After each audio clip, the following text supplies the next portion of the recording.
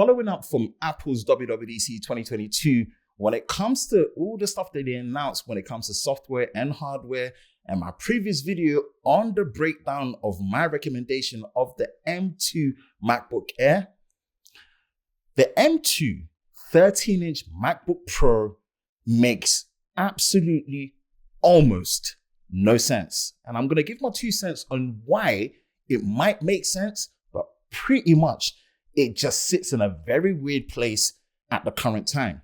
Let's talk about it. Hi, Ben from Lover of Tech. If you enjoy videos like this and you're new to the channel, make sure you hit that like button, subscribe, hit that notification bell so you're part of Team TLS, the 10th Other Squad, so you don't miss any future videos on the channel. Yes, the M2 is a thing, and already given my opinion on what it is, it's a stopgap device because it's still on the same 5nm process.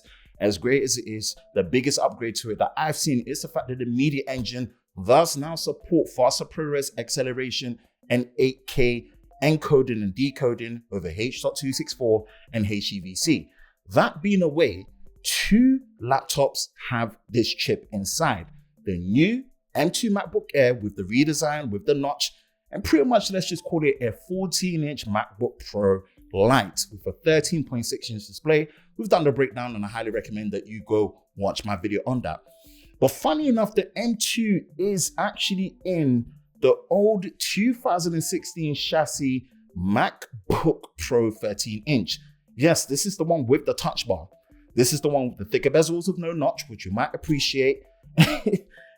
And this is something that is still there. No MagSafe, 2 USB-C Thunderbolt ports on the left, and it has the M2. It makes no sense. It makes no sense because if we're again looking at this from a UK pricing standpoint, the base model starts at £1,349. So it pretty much follows the same trend. There isn't that much of a gap compared to the Air and this Pro. And if you go for the 10-core model, it's the same price for the new M2 when it comes to the MacBook Air. So it's starting at that same base. Again, you don't have to fiddle about with things like the charger compatibility and whatnot. I think you only get the 67-watt fast charger that comes with it. You get no MagSafe, so you're gonna sacrifice USB-C.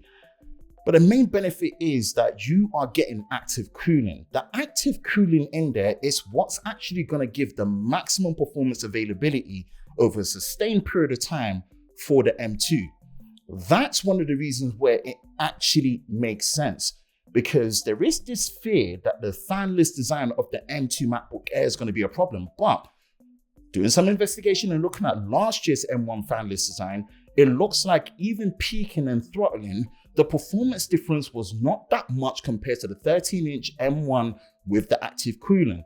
So it begs to differ, why does this one exist?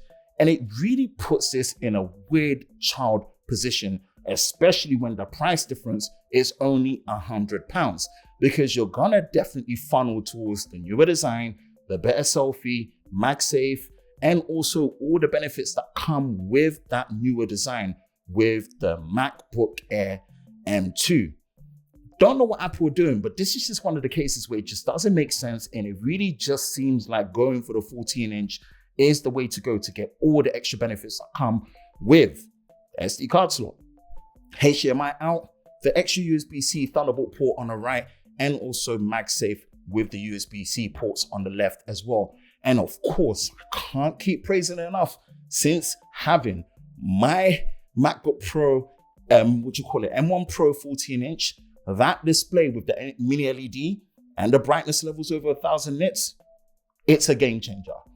I don't understand Apple's endgame, but it still just kind of puts into disrepute the whole point of the M2 at the minute. It is a stopgap system on a chip. As great as it is, it just adds more value onto the base model 14-inch and how good it is.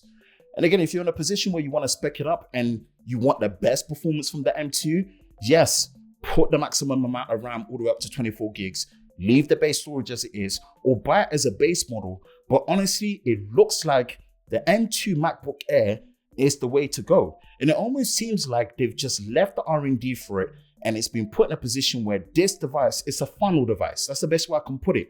It helps and makes you funnel either going for the new Air or all the way up to the M1 Pro base model 14-inch, because boy, you can pick that one up for cheap, especially if you don't go to Apple Direct, you get Apple refurbished, or you go directly new to places like Amazon, you can get it well below £1,800. But yeah, it just doesn't make that much sense to really go for it unless you really, really value having the most reliable, sustained, long-term performance because of the active cooling with the fan inside. And potentially, if you are a touch bar loyalist, I've never used it, but I know some people love the touch bar. And if you don't want the notch and you want a slightly dimmer display, even compared to the MacBook Air M2, which has got the higher 500 nits display, yeah, I guess so. That is probably the way to go, but just almost doesn't make any sense. Let me know your thoughts on the M2 in general, especially it being powered by the 13-inch MacBook Pro. And let's discuss and see what your thoughts are.